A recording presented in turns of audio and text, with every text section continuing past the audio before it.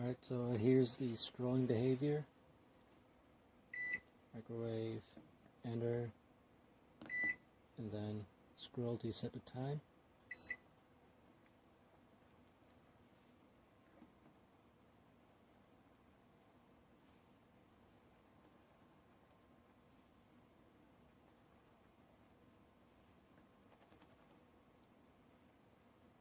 That's 5 scrolls.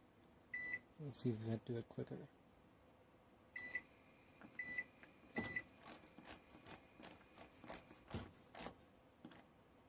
Alright, so right now we're investigating the chat lock and sound toggle of this microwave.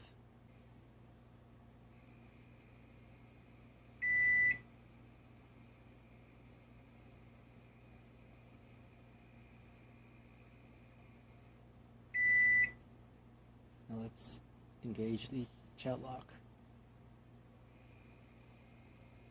So this is about the condition I received the microwave in. This is what happened when I tried to remove the spindle, but clearly not my fault, as the spindle is super melted on every front, meaning that the plate never fit. I was trying to fit the plate, it didn't work, that's why I tried to lift this, and the leg broke.